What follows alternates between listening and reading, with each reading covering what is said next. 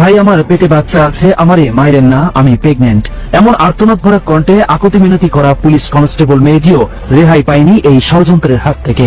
Police হত্যা মামলায় এবার নাসিরউদ্দিন পাটোয়ারি গ্রেফতার হয়েছে। পুলিশ হত্যাকাণ্ডের শিকার হয়েছে নাসিরউদ্দিন পাটোয়ারি রাজ সাক্ষী হবে।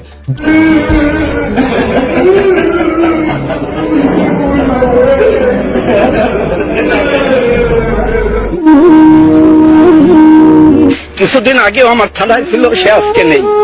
আসলে আমাদের পুরো পরিবার, আমার পুরো পুলিশ সদস্য, আমরা সত্যিকার। কেনই বা বলেছি ষড়যন্ত্র? কারণ নিখুঁত এই ষড়যন্ত্র নিজেই ফাঁস করেছেন।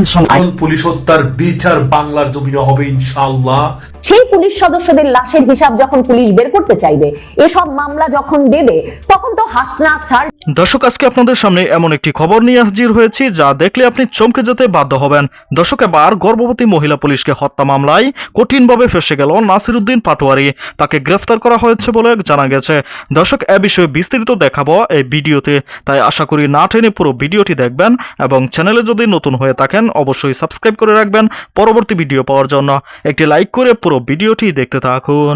জায়গায় ব্যাপক হামলা, অগ্নিসংযোগ ও পুলিশ সদস্যদের হত্যার ঘটনা ঘটেছিল, যেসব ঘটনা নিয়ে তদন্ত করতে পারে বিএনপি সরকার। কারণ বিএনপি সরকার ক্ষমতায় আসার পর একের পর এক পরিবর্তন হয়েছে, অনেক আসনে পরিবর্তন হয়েছে। জনপ্রশাসন, পুলিশ, শিক্ষা প্রশাসনের শীর্ষ পর্যায়ে বড় রদবদল হয়েছে। ইতিমধ্যে মন্ত্রী পরিষদ, সচিব, প্রধানমন্ত্রীর মুখ্য সচিব ও পুলিশের মহাপরিদর্শক পদে বিভিন্ন সংবাদ মাধ্যম সূত্রে খবর, 2024 সালে ঢাকা সহ দেশের বিভিন্ন স্থানে পুলিশের উপর একাধিক পুলিশ স্টেশনগুলিতে অগ্নিসংযোগ হয়েছে, পুলিশ সদস্যদের হত্যা করা হয়েছে। পুলিশের সদর দফতর থেকে জানানো হয়েছে 44 জন সদস্যকে হত্যা করা হয়েছে, কিন্তু পুলিশের কর্মকর্তারা তারা সংখ্যাটা মানতে চাননি। তারা বলেন এর থেকেও আরো বেশি পুলিশের মৃত্যু হয়েছে। মোটেই 44 জন নয় সংখ্যাটা। যখন অন্তর্বর্তীকালীন সরকার ছিল, জুলাই আন্দোলনের সঙ্গে জড়িত অর্থাৎ নাহিদ, হাসনাত, সার্জিসদের কোনো রকম শাস্তি দেওয়া হয়নি। আর নতুন সরকার আসা তদন্তের কথা জানানো হয়েছে। স্বাভাবিকভাবেই তারা এই কথা শোনার পর ভয় রয়েছে। স্বরাষ্ট্র মন্ত্রণালয় পুলিশ সূত্র বলছে, নতুন সরকার দায়িত্ব নেওয়ার পর পুলিশের স্থাপনায় হামলা ও সদস্যদের হত্যা করার বিষয়টি আলোচনায় উঠে আসে। 1.5 বছরেও তদন্ত না হওয়ায় হতবাক সরকারের শীর্ষ মহলের কেউ কেউ। এইসব ঘটনা মাত্র 5টিতে মামলা হয়েছে, আটক কিন্তু হয়নি কেউই। কিন্তু এখন একটা প্রশ্ন, যে সরকার দোষীদের সংসদে যাবার সুবিধা করে দিয়েছে, তারা কি বিচার তদন্তের কথা বললেও কোনো রকম ব্যবস্থা নিতে পারবে? নাহিদ, হাসনাত, সার্জিসদের কি ধরা হবে? এই প্রশ্নের উত্তর কিন্তু সময় দেবে। নাহিদ, হাসনাত, সার্জিসদের নাম শুধু সামাজিক মাধ্যমে নয়, পুলিশের তদন্তেও বর্তমানে উঠে এসেছে। তাদেরকে রাজনৈতিকভাবে আশ্রয় দিয়েছে ইউনূস।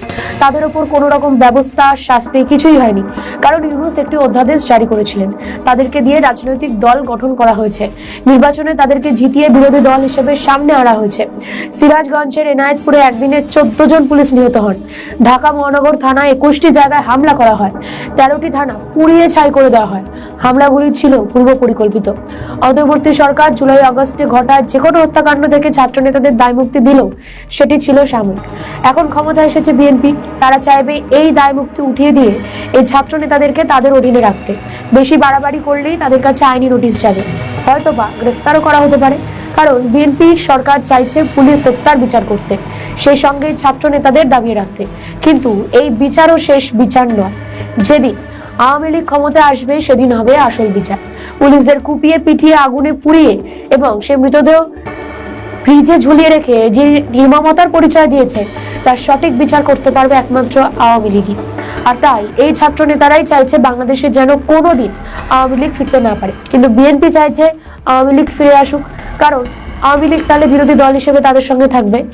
যারা সাধারণ ছাত্রদের ভুল বুঝে মাঠে নামিয়েছিল, মাদক খাইয়ে যাদের উগ্র করে তোলা হয়েছিল, আন্দোলনকে রক্তক্ষয়ী এবং ত্বরান্বিত করতে, সেই আহত ছাত্ররা আজ তাদের ভুল বুঝতে পেরেছে। একটা অন্তর্বর্তী সরকার এলো, আবার চলেও গেল, কিন্তু সেই সব আহত এবং নিহত ছাত্ররা বিচার পেল না কেন? হাসনাত, সার্জিস, নাহিদরা তো কোটি কোটি টাকার মালিক হয়ে গেল এই 18 মাসে। কেউ কেউ আবার এমপিও হয়ে গেল, কিন্তু সেই আহত বা নিহত জুলাই যোদ্ধাদের কি হলো? তবে নাহিদ, হাসনাত, সার্জিসদের তাদের নিয়ে কোনো মাথা ব্যথা নেই।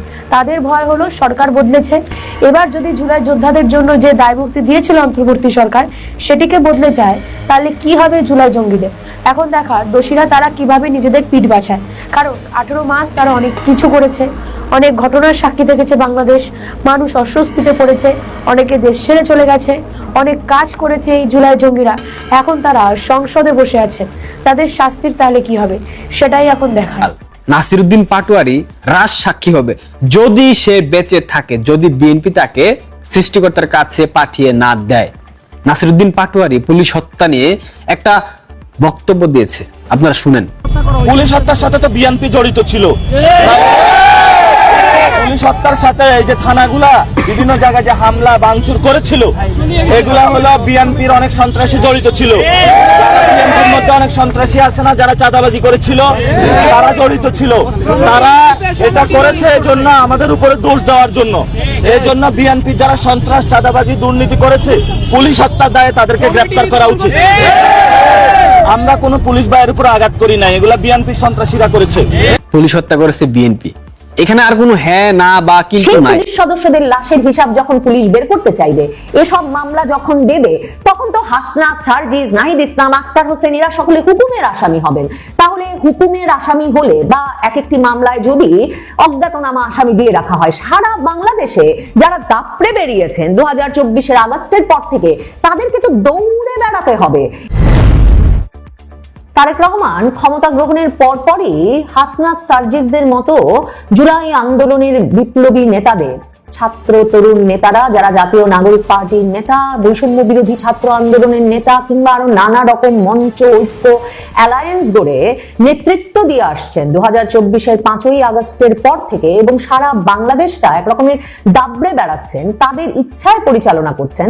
তারেক রহমান অত্যন্ত গুরুত্বপূর্ণ মনে করেছেন ক্ষমতা গ্রহণের সাথে সাথে এদেরকে এই ইঙ্গিতটা বুঝিয়ে দেওয়া যে অন্তর্বর্তী সরকারের মতো, ইউনূস সরকারের মতো কোনো বাড়তি আশকারা তিনি এই তরুণ নেতাদের দেবেন না।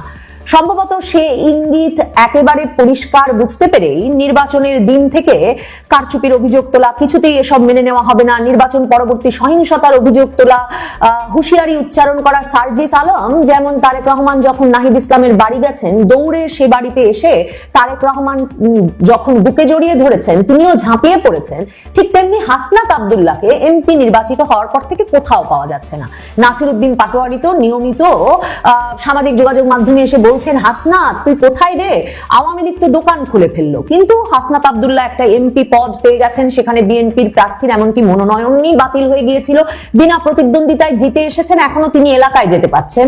আক্তার হোসেন যেমন তার এলাকায় জিতেছেন বটে, কিন্তু এলাকায় গিয়ে স্বস্তি পাচ্ছেন না। প্রিয় দর্শক, সম্পূর্ণ ভিডিওটি দেখলেন, অবশ্যই বুঝতে পেরেছেন ভিডিওটি গুরুত্বপূর্ণ ছিল। দর্শক, এই ভিডিওতে যে তথ্যগুলো আপনারা পেয়েছেন, এ বিষয়ে আপনাদের কি মতামত তা অবশ্যই কমেন্ট করে জানাবেন, এবং পরবর্তী আপডেট ভিডিওগুলো সবার আগে পেতে চ্যানেলটিকে এখনই সাবস্ক্রাইব করে রাখুন।